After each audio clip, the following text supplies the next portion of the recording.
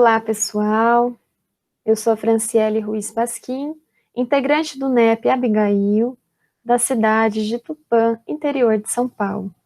Hoje farei uma reflexão sobre o capítulo 30, Beneficência e Justiça, do livro da Esperança, ditado pelo Espírito Emmanuel, na psicografia de Francisco Cândido Xavier.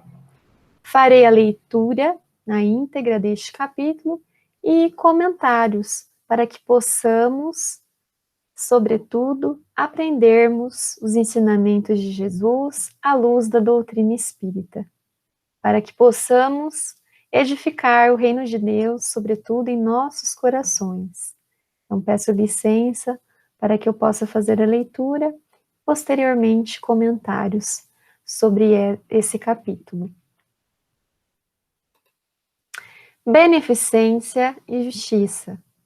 E como vós quereis que os homens vos façam, da mesma maneira, lhes fazei vós também. Jesus, Lucas 6,31. Começai vós por dar o exemplo, sede caridosos para com todos, indistintamente. Esforçai-vos por não atentar nos que vos olham com desdém e deixar a Deus o encargo de jazer toda a justiça, a Deus que todos os dias separa no reino o joio do trigo. Capítulo 11 e 12. Logo nesses dois excertos, podemos identificar o primeiro mandamento: amai a Deus sobre todas as coisas e ao próximo como a ti mesmo. Então, fundamental que nós façamos aos outros aquilo que gostaríamos que fizessem para conosco. Se nós agíssemos assim, todos os dias de nossa vida, como estaríamos melhores? Como viveríamos naquele momento de paz? Paz entre as pessoas, paz na vida, paz no mundo, né, que habitamos. Então é importantíssimo que exercitemos a cada dia esse amor ao próximo, a fazer a ele aquilo que nós gostaríamos que fizessem para conosco. Não por interesse, mas por realmente doar o amor e receber a energia dessa doação e nos sentir gratos pela nossa vida e pela vida daquele que nós, de alguma maneira, conseguimos ajudar. Porque isso também dá sentido à nossa vida e nos torna realmente o sal da terra. Quando nós damos sabor à vida de alguém, nós recebemos esse sal da terra e nos sentimos a cada dia mais fortes, fortalecidos com Jesus em nossas ações, em nosso coração. Esse é o verdadeiro reino. Dar ao outro aquilo que nós gostaríamos de receber, não por interesse, mas porque fazer o bem é algo que é nosso dever de cada dia. E o motivo pelo qual também nós estamos reencarnados, para repararmos os nossos erros e edificar um novo reino em nós, mais próximos daquilo que Jesus nos ensinou há 2000 anos.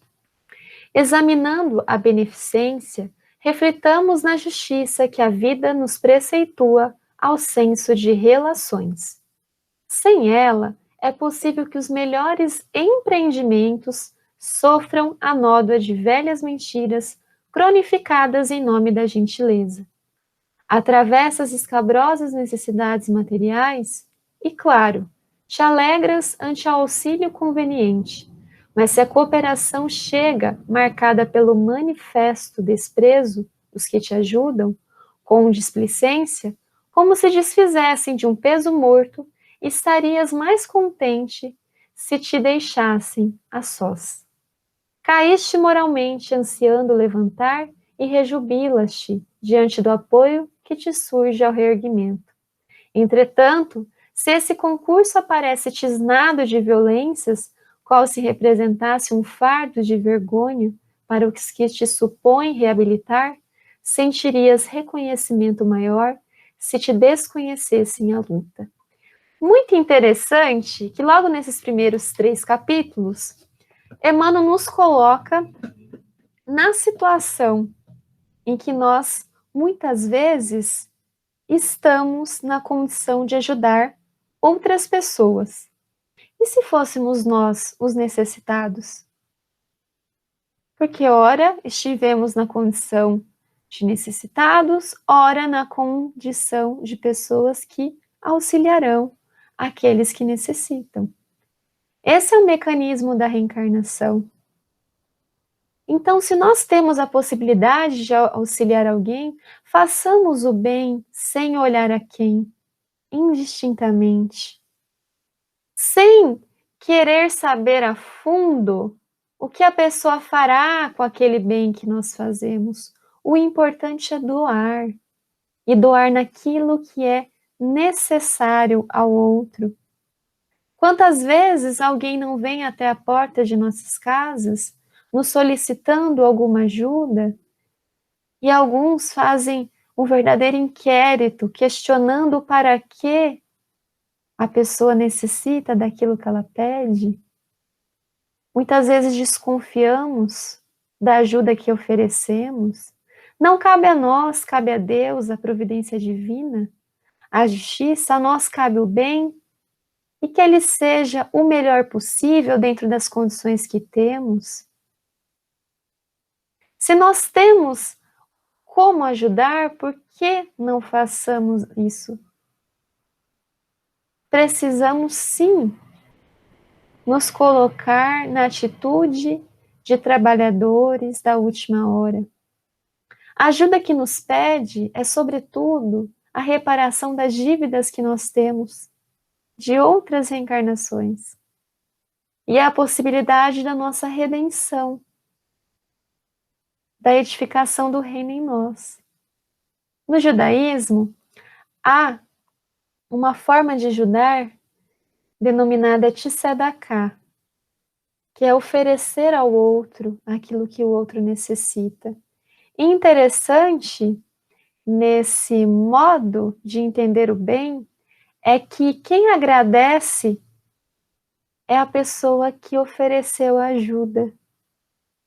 Agradece porque sabe que o bem é a única forma de nos aproximarmos de Deus.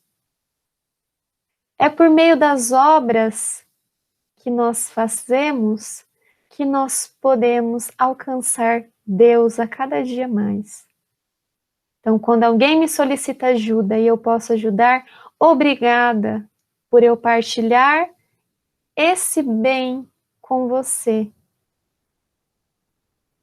Então, quando nós mudamos a forma de identificar o bem, de praticarmos a beneficência, nós também mudamos com relação à nossa própria vida e a nossa proximidade com Deus fica cada vez maior. O nosso relacionamento com Deus se amplia, porque nós estamos trabalhando para Deus quando nós ajudamos. Muitas vezes as pessoas dizem, mas a tal pessoa não merece. Mas o bem é de Deus. Não cabe a nós julgarmos, questionarmos o que o outro merece ou não. Façamos a nossa parte. Deus separa o joio do trigo todos os dias. Acreditemos na providência divina e façamos a nossa parte.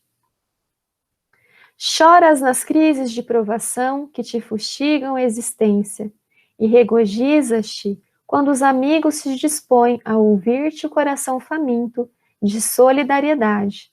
Mas se te pretendesse consolar-te repetindo apontamentos forçados, como se fosses para eles um problema que são constrangidos a suportar, por questões de etiqueta mostrarias mais ampla gratidão se te entregasse o silêncio da própria dor. É fazer o bem sem mostrar aos outros que se fez. A verdadeira caridade está no anonimato. O bem frutificará independente da exibição desse bem. Que tem que ver o bem que nós praticamos? Deus. Deus é que conhece todas as coisas e conhece o coração de cada um de nós, quando nós ofertamos o auxílio a quem necessita. Nós podemos lembrar aí de diferentes parábolas em que se mostra a necessidade do sentimento depositado na ajuda que oferecemos ao outro. Isso equivale, esse é o valor da caridade. Quando nós realmente oferecemos o melhor, quando alguém nos pede algo e nós damos, não aquilo que está sobrando, aquilo que não nos serve mais, mas aquilo que é bom para nós e que nós vamos compartilhar com o outro. Quando nós não escondemos o que conhecemos, o que sabemos, com medo de outras pessoas se tornarem nossos concorrentes. Vamos compartilhar o melhor que temos, aquilo que somos, porque o bem virá em forma de outros auxílios que todos nós, em algum momento de nossas vidas, necessitaremos. E certamente dobraremos os nossos joelhos, pedindo amparo e a proteção de Deus. Não deixe de fazer o bem. Pratique-o a cada dia. Sem tentar entender de forma profunda, às vezes indelicada, a luta do outro, porque cada um de nós também temos as nossas lutas. E somos devedores sim, e precisamos ajudar os outros para a nossa própria redenção espiritual.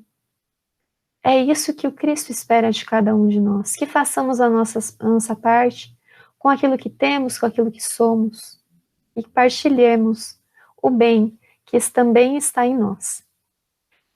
A justiça faz-nos sentir que o supérfluo de nossa casa é o necessário que falta ao vizinho, que o irmão ignorante, tombado em erro, é alguém que nos pede os braços e que a aflição alheia amanhã poderá ser a nossa. A justiça é isso, dar o que o outro também tem direito. Hoje somos nós os doadores, amanhã possamos talvez ser nós os que também pedirão. Se já não fomos, seremos. Estamos a todo momento mudando de papéis para que possamos realmente aprender as lições e ensinamentos de Jesus. Sentindo na própria pele aquilo que realmente precisamos aprender. A partilharmos o bem, a sermos os colaboradores e agentes de transformação de Jesus. Os verdadeiros discípulos. Aqueles que seguiam e viviam, pensavam, sentiam e falavam como Cristo. Beneficência, por isso, assume o caráter de dever puro e simples. Recomenda-nos a regra áurea. Faz aos outros que desejas te seja feito. Se assim fizéssemos e agiríamos dessa maneira, teríamos outros quadros no mundo, outras imagens, outras paisagens, momentos de harmonia, de união, reconhecendo em cada irmão a possibilidade da edificação do reino. Quando a gente ajuda alguém, aquela pessoa, ela também pode desenvolver um sentimento de gratidão e auxiliar a outra pessoa. É uma corrente, o bem é contagiante. A sentença quer dizer que todos precisamos de apoio à luz da compreensão, de remédio que se acompanhe de enfermagem e de conselho em bases de simpatia. Em suma, todos necessitamos de caridade uns para com os outros. Um para com os outros, nesse ou naquele ângulo do caminho. Mas é forçoso observar que se beneficência nos traça a obrigação de ajudar, ensina-nos a justiça como se deve fazer. Isso é muito interessante. Beneficência é o dever do bem. Não tem como não ajudar. Se a pessoa necessitada veio até mim, Se eu não posso ajudá-la sozinha, certamente eu tenho colaboradores ao meu redor, amigos, que poderão auxiliar aquele que está pedindo. Basta que nós abramos o coração para Jesus, talvez intuídos de uma prece, para que possamos receber o auxílio, uma intuição, um encaminhamento, para que possamos realmente fazer a diferença na vida uns dos outros, para que a nossa vida tenha mais sentido e que o perfume da caridade, do bem, da justiça, da beneficência que nós pratiquemos possa ainda estar em nossas mãos. Que possamos fazer a cada dia o melhor, para que o melhor nos procure. Esse é o ensinamento. Que a cada oportunidade de auxílio que tenhamos, que façamos dele o melhor. E que a cada dia edifiquemos o reino de Deus em nossos corações por meio de nossas atitudes, de nossas palavras e de nossos pensamentos. Muita paz a cada um que está acompanhando esses episódios e que possamos sermos agentes de renovação e de transformação, para que o mundo de regeneração aconteça, sobretudo em cada um de nós. Muita paz.